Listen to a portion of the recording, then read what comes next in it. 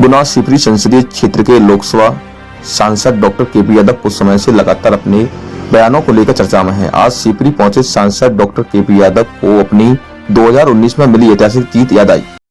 फिर हमारी सरकार में कुछ लोग ऐसे शामिल हुए जो कभी दूसरी सरकार में थे और विशेषकर माननीय हमारे जो लोग राज्यसभा सांसद हैं माननीय ज्योतिरादित्य सिंधिया जी जो पहले यहाँ लोकसभा लड़ते थे, जब उनका यहाँ विलय हुआ तो निश्चित ही जब हम दोनों एक हुए तो बातें तो होनी थी।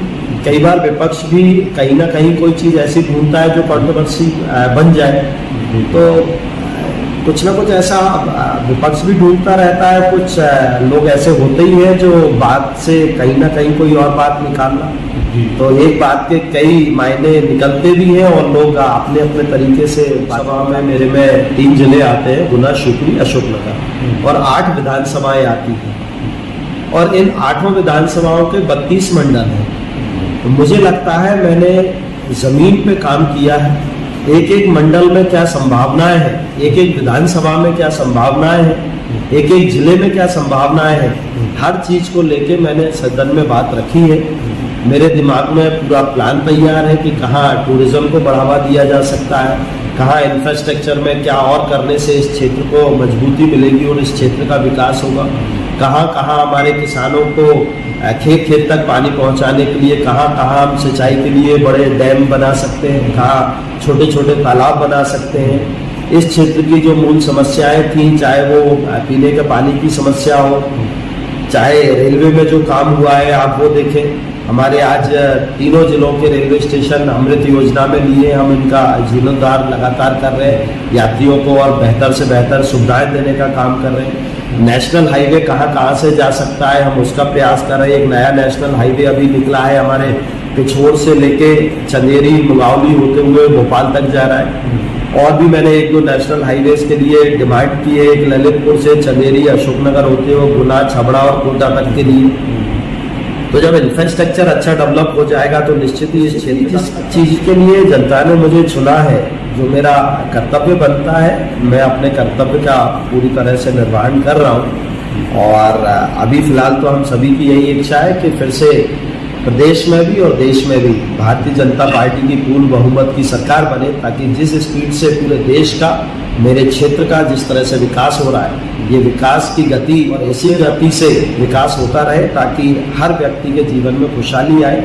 ना सिर्फ बड़े काम बल्कि छोटे से छोटा काम, एक एक जनहितकारी जन कल्याणकारी योजनाएं जो केंद्र की हैं या प्रदेश की हैं, उन योजनाओं का लाभ एक एक व्यक्ति तक पहुंचे जो पात्र लोग हैं। 2023 को कैसे देख सकते हैं विधानसभा चुनाव नजदीक है? देखिए 2023 में निश्चित ही हम पूर्ण बहुमत की सरकार बनाएंगे, क्योंकि हमारी सरकार ने जो किया है बाकी लोग तो वो कभी कल्पना भी नहीं कर सकते। हमारी सरकार में जितनी योजनाएं थी, दूसरे लोग तो कुछ दिनों के लिए आए थे तो उन्होंने सारी जनहितकारी जन कल्याणकारी योजनाएं तक बंद कर दी थी, लेकिन फिर से हमारी सरकार बनी और वो सारी योजनाएं हमने फिर से चालू की।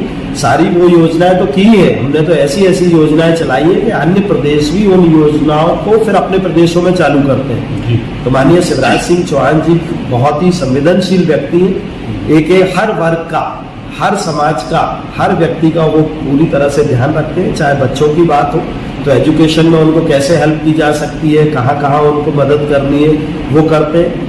महिला सशक्तिकरण के लिए तो अनेकों अनेक कार्यकर्ता हैं। हम राष्ट्र के लिए काम करते हैं, हम अपनी पार्टी के लिए काम करते हैं, अपने क्षेत्र के लिए काम करते हैं, क्षेत्रवासियों के लिए काम करते हैं। निश्चित ही हमारे नेता देश के माननीय नरेंद्र मोदी जी हैं और हमारे प्रदेश में माननीय शिवराज सिंह चौहान जी हैं, और हमारे शीर्ष नेतृत्व जो है, इन्होंने जो कार्य किए हैं, जो जनहितकारी जन कल्याणकारी योजनाएं चालू की हैं और जिस तरह से इन योजनाओं का क्रियान्वयन कराया है, निश्चित ही हमें उसका लाभ मिलेगा। और हमारी सरकार ने जो काम किए हैं तो बनी बात है, हम काम किए हैं अगर हमने, तो निश्चित ही हमारी सरकार बनेगी और पूर्ण बहुमत। हमारे केंद्रीय मंत्री माननीय नरेंद्र सिंह तोमर साहब यहाँ आ रहे हैं, कुछ आकांक्षी विधानसभाएं जो हैं उनकी मीटिंग भी लेंगे, शिवपुरी जिले की भी मीटिंग लेंगे और आगे की कार्य योजना बनेगी कि किस तरह से हमें आगे कार्य करना है।